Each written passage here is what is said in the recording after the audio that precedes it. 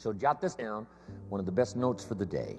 Each person's personal philosophy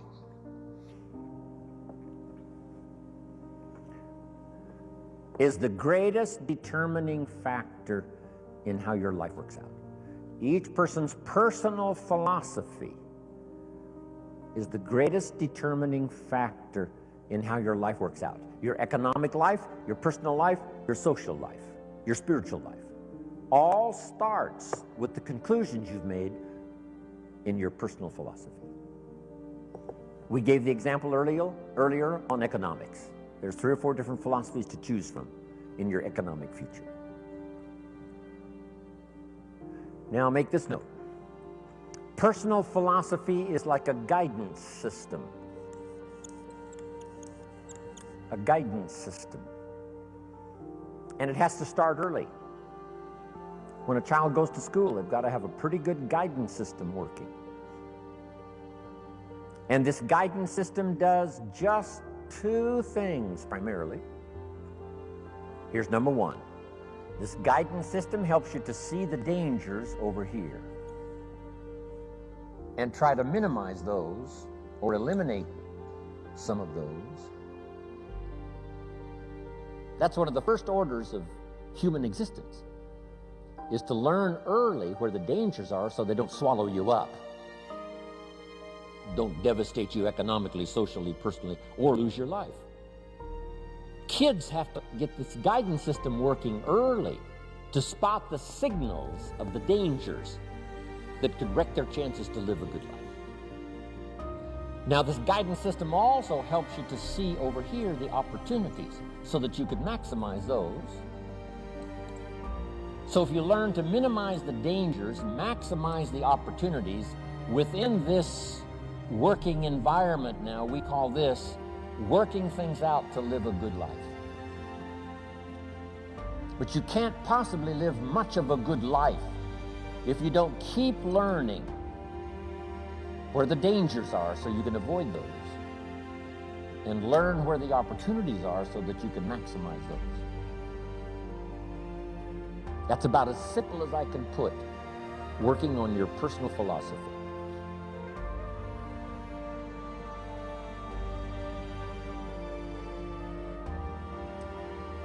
Now, why is it this way? Why is life both danger and opportunity? Here's the best advice I can give you. The storyteller probably gives us, more to think about than in detail. But here's what it seems like. And that's one of the best phrases to use if you're going to make your studies and try to come to some good conclusions. It seems like God wished to create for the humans he made a great adventure. Seems like.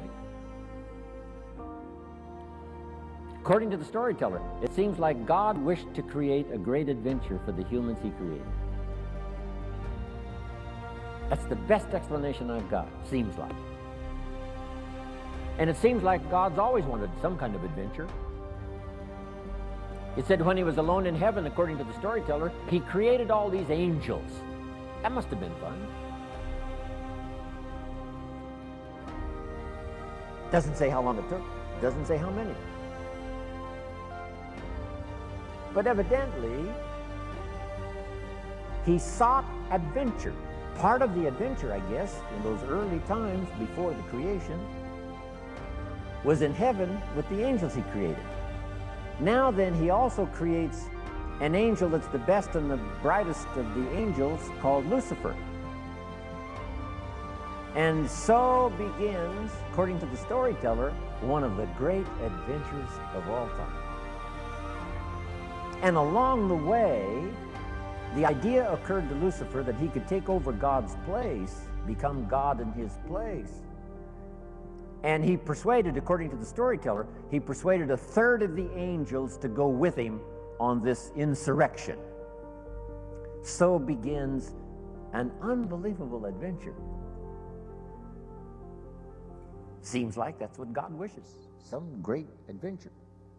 Not just sit up there and float around on a cloud. create some angels, create Lucifer. Lucifer persuades a third of the angels to go with him in insurrection. Now they lose out, and uniquely enough, according to the storyteller, God doesn't kill them all. That would end the adventure. But rather cast them out of heaven down to earth. And so now continues this unique story of Lucifer and the third of the angels now cast to earth, creates another adventure. Interesting. The Bible is such a fascinating book, giving us seemingly, what God delights in, and seems like God delights in creating this unique adventure.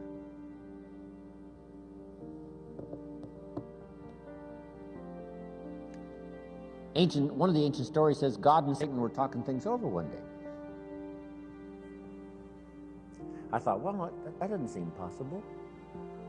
But the storyteller says they're looking down on the earth and they're talking things over. I thought, wow, that's remarkable.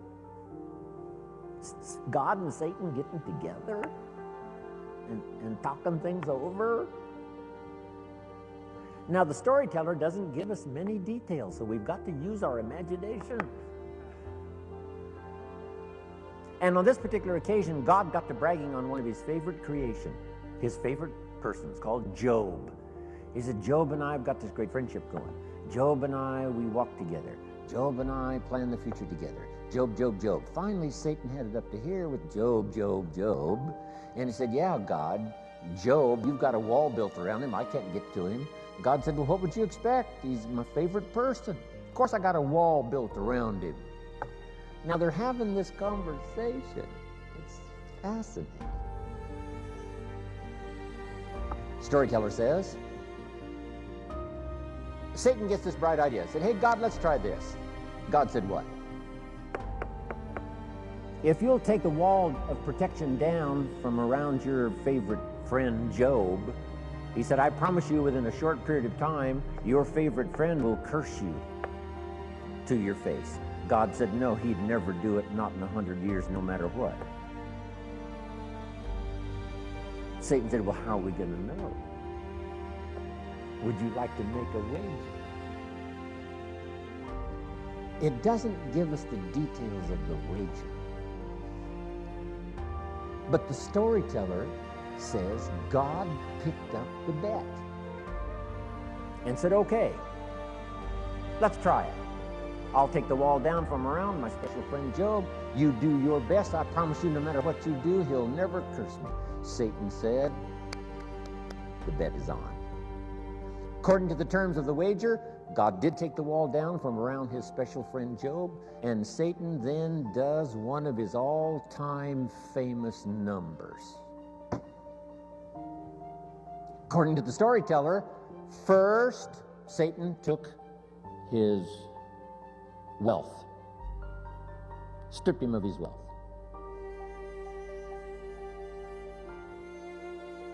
Satan said, that'll do it. Where's your friend God? He didn't curse God. Satan said, well, number two, took his health. Below number two, surely now he'll curse his friend God. No. Below number three, and the worst, took his family. His health, his wealth, and his family. Gone. Satan said to God, here's where he does it.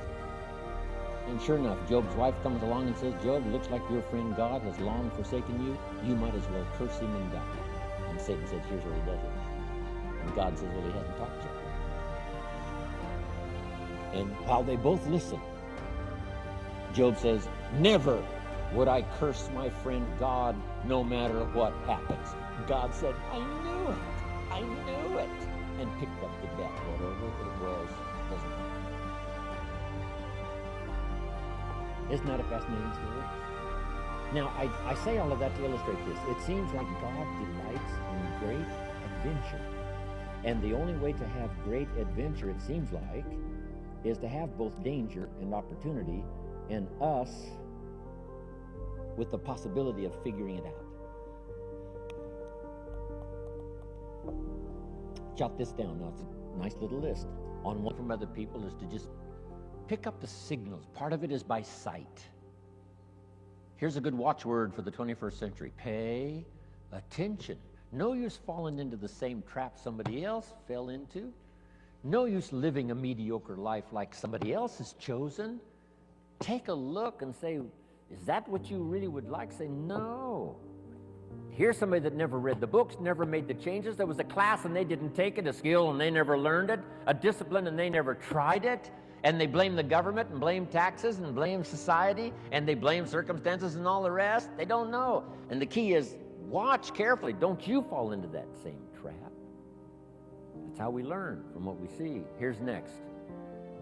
If we learn from what we see, we put some of this on video so you can see it again and again and again. Next, you learn from what you hear. We put it on CDs so you can hear it, hear it, hear it. We don't ask you to come to just one seminar. We ask you to come and listen again, listen again. Here's what the early Christians were taught. Don't neglect the assembly. When we call an assembly, do your best to be there, because you never know which of these assemblies is going to change your life forever. You'll never be the same again. And you can't pick the one that's going to totally change your life. You just have to do like all of you I know do. Consistently go, consistently go, consistently go, consistently take notes, consistently go to seminars and lectures and all of the rest, because some of them will be life-changing. Maybe this one will be for some of you. The time is right, the words are right, the ideas are right, the moment is here. We don't know. We just come as many times as we can, be affected by as much language as we can, and see what that'll do for our sight and our ambition, our willingness to develop skills, be a leader, influential. Here's the next one. Be a selective listener. Don't just load up on stuff that isn't going to count. We all need a little humor, but not that much. Life is a pretty sober place. It's life or death. It's success or failure. It's flourishing or mediocrity. This is a serious matter.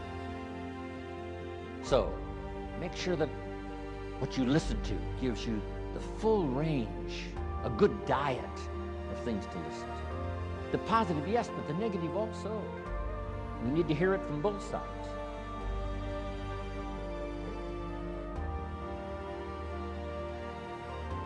Years ago, I saw an advertisement once on Roseanne. Tune into Roseanne, white chicks talking trash. I thought, oh, America needs more of that.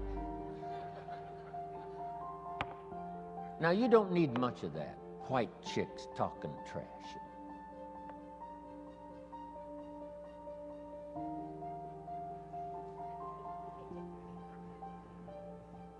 Here's a good note.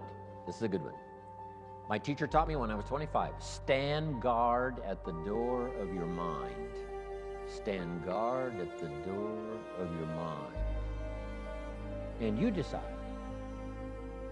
what to listen to, what not to listen to, how much time to give to what.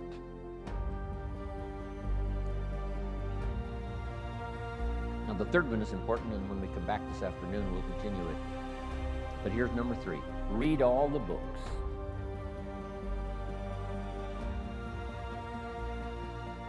Now, there's millions of books, so you can't read all the books. But here's what I mean by read all the books.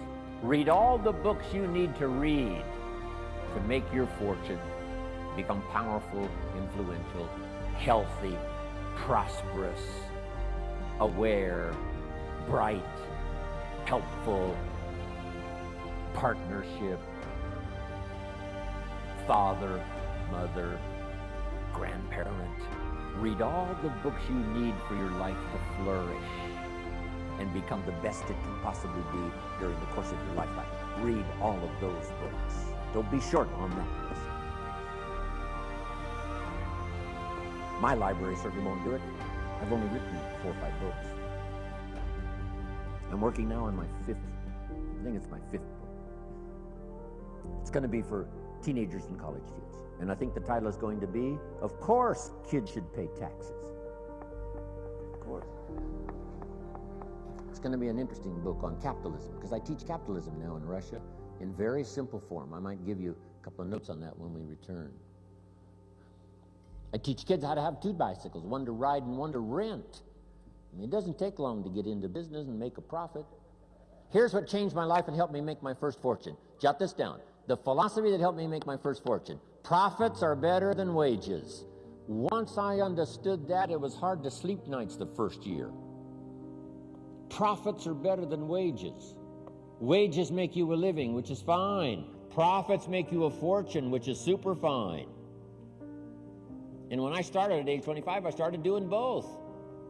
Making wages and making profits. Unbelievable. One simple philosophy changed my whole economic future. Profits are better than wages.